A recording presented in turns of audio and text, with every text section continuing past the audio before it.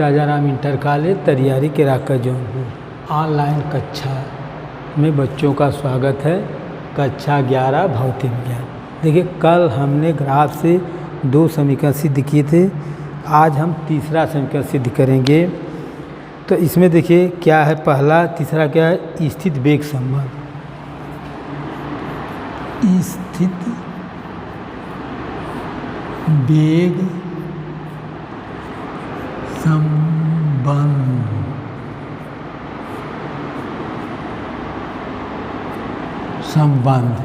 स्थित वेग संबंध।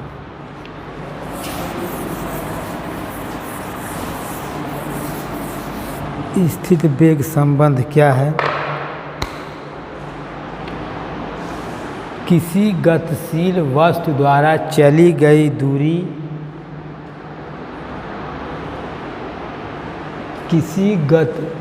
स्थित वेग संबंध है, ठीक है ना। स्थित वेग संबंध किसी गतिशील वस्तु द्वारा चली गई दूरी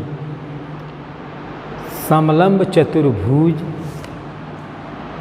OACD का क्षेत्रफल। चली गई दूरी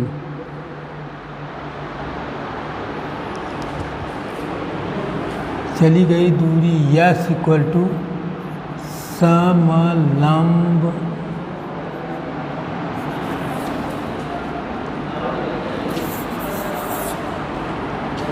चतुर्भुज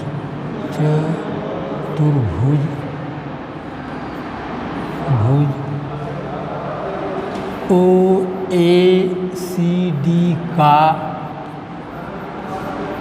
क्षेत्रफल। OACD का क्षेत्रफल। तो समलंब चतुर्भुज का क्षेत्रफल क्या होता है? समांतर भुजाओं का योग। समलंब चतुर्भुज का क्षेत्रफल सूत्र है समांतर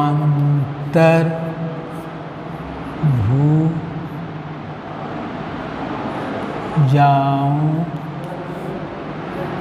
का योग गुणे बीच की दूरी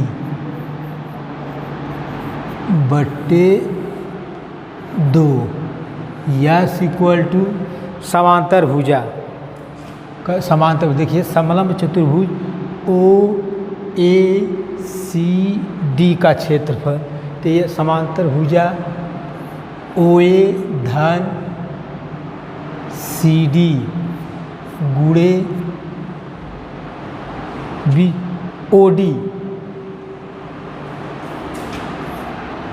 OD चाहे AB कर दीजिए, बीच की दूरी OD या AB। S equal to OA का मान U धन CD, C से D का मतलब V गुणे T। देखिए OD चाहे AB लीजिए, A से B चाहे ODT, यह कर देंगे। यस इक्वल टू U धन V गुणे, देखिए इसके पहले हम सूत्र निकाले हैं V equal to U plus AT से। यहाँ से हम इसको पक्षांतर कर दें, V minus U equal to AT या T equal to V minus U बट्टे A आ जाएगा।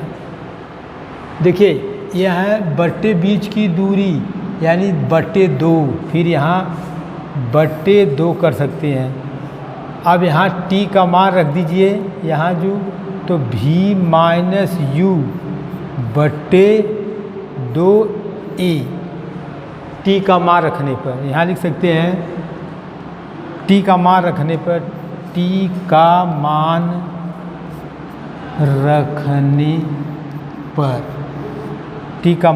पर यस इक्वल टू, आप देखिए यह है, इसको उस तरह भी लिख सकते हैं V plus U V minus U बटे 2A। एक कोष्टक में A धन B, दूसरे में A ऋण B। तो ये सूत्र हो जाता है A square minus B square, उस आधार पर S equal to V square minus U square बटे 2a, ये हो जाएगा। इसको तिरछे यहाँ गुणा कर दीजिए तो यही आ जाएगा V square minus U square 2a S. पक्षांतर कर दिए इधर, V square equal to U square plus 2a S. तीसरा समीकरण मालूम गया। फिर से देखिए स्थित वेग संबंध क्या है, यदि कोई वस्तु गतिशील है तो उसके द्वारा चली गई दूरी हम इस जो x अक्ष पे समय t लिए हैं, y अक्ष पर वेग भी लिए हैं के साथ यदि हम ग्राफ खींचते हैं तो जो आकृति बनती है यह आकृति अर्थात समलंब चतुर्भुज OACD का क्षेत्रफल, OACD का क्षेत्रफल, चूँकि यह समलंब चतुर्भुज है, समलंब चतुर्भुज का क्षेत्रफल होता है समांतर भुजाओं का योग गुणे बीच की दूरी। देखिए OACD इस तरह से, यह इस तरह से देखेंगे, यह आखिर समलंब चतुर्भुज है तो ये भुजा OA और यह भुजा CD समांतर है। इन दोनों भुजाओं का योग कर दीजिए, इनके बीच की दूरी AB या CD T है, गुणा कर दिए, बस आधा कर दीजिए, अर्थात समांतर भुजाओं का योग गुणे बीच की दूरी बटे 2, यस इक्वल टू OA धन CD गुणे OD बटे 2, कुल के बटे 2, अर्थात सबका मान रख दीजिए, S equal to U plus V गुणे T बटे 2। T का मान देखिए, इसके पहले हम इसी ग्राफ से कल ज्ञात किए थे गति का पहला समीकरण V बराबर U प्लस AT से U को इधर करिए, V minus U equal to AT, अर्थात T equal to V minus U बटे A हो जाएगा। अब इस T का मान हम यहाँ रख देंगे तो सीधा T का मान यहाँ रख दीजिए, यहाँ जो तो यह समीकरण S equal to U plus V minus U बटे 2a, इसे U प्लस V या V प्लस U कर दिए तो V plus U V minus U बटे 2, तिरछे गुणा कर दीजिए।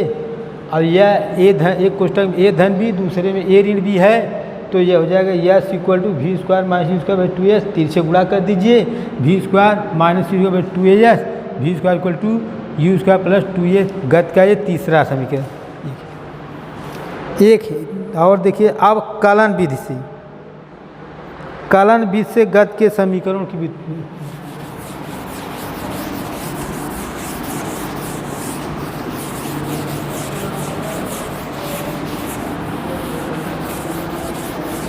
क्या है, कलन विधि से, कलन विधि से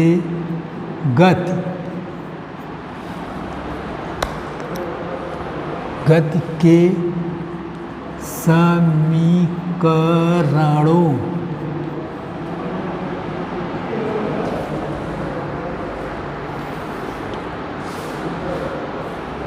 समीकरणों की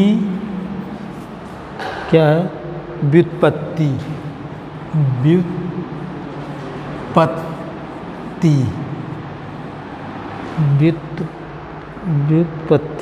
देखिए प्रथम समीकरण,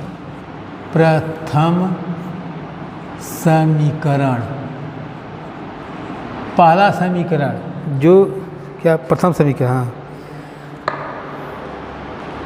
प्रथम सब क्या है, यही वाला समीकरण V equal to U plus AT, ए वाला समीकरण V बराबर U प्लस AT।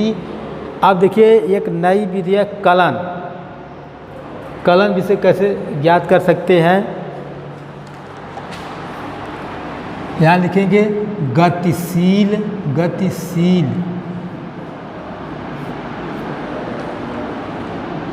वस्तु का त्वरण, गतिशील वस्तु का त्वरण, गतिशील वस्तु का त्वरण A इक्वल टू क्या होता है, त्वरण की परिभाषा है वेग परिवर्तन की दर को त्वरण कहते हैं।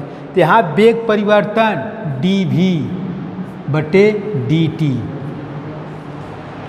वेग बटे समय त्वरण हो गया, यह डी लग गया तो परिवर्तन कितने का अंतर हो रहा है, यही है डी वी बटे डी टी, या D V equal to A T. अब क्या करेंगे, वेग u से भी तथा t इक्वल टू 0 से t तक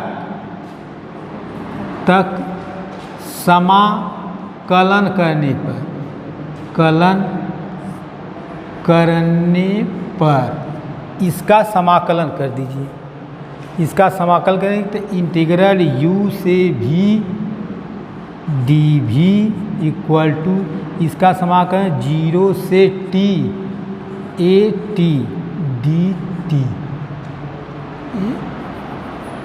ए डी टी होगा, 3 से गुणा करेंगे ए डी टी होगा।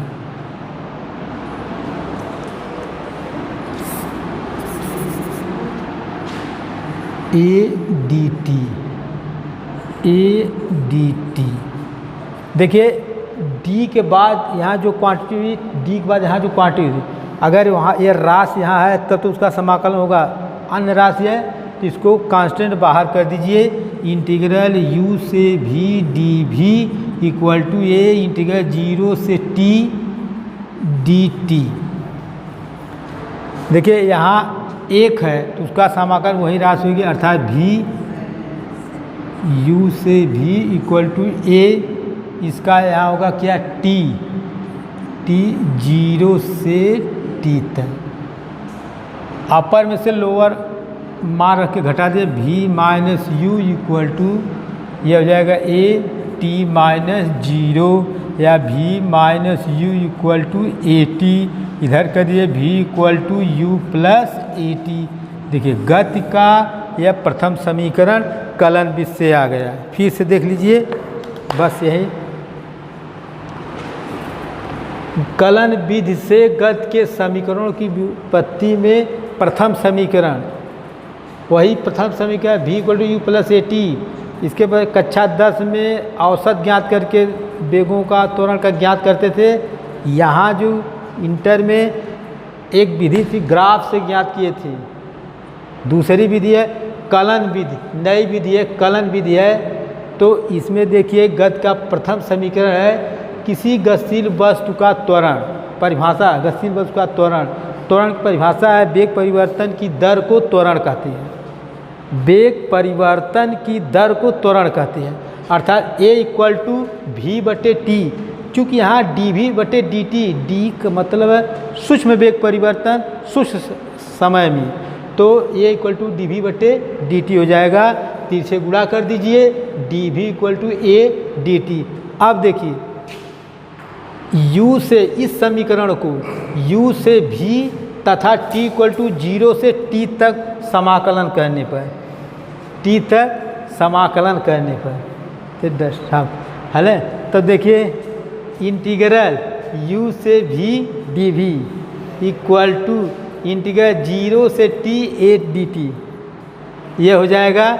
अब देखिए समाकलन ज्ञात करने के लिए देखिए यहाँ डी टी है, टी क्वांटिटी राशि है, यहाँ दूसरी राशि है, अर्थात ये कांस्टेंट है नियतांक है, इसको समाकलन किधर बाहर कर देंगे तो यह इंटीग्रल u से v D V equal to A integral 0 से t डी टी हो जाएगा।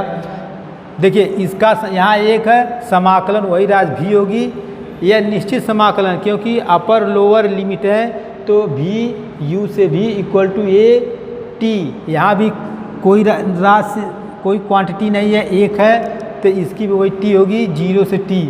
अब ऊपर वाली जो राशि है अपर लिमिट है, उच्च सीमा है, नीचे वाली निम्न सीमा है, उच्च सीमा में से निम्न सीमा घटा देते हैं। अर्थात यहाँ जो इस v का मान रखेंगे माइनस, फिर यहाँ जो u का मान रख दीजिए बराबर a गुणे, फिर यहाँ जो यहाँ t का मान रख दीजिए, फिर अपर फिर लोअर 0 है, t में से 0 जाए t, तो यही v minus U equal to A T, पक्षांतर कर दिए v बराबर यू प्लस ए टी। यह गति का प्रथम समीकरण कलन विधि से आ गया। दूसरा तीसरा समीकरण कल बताएंगे।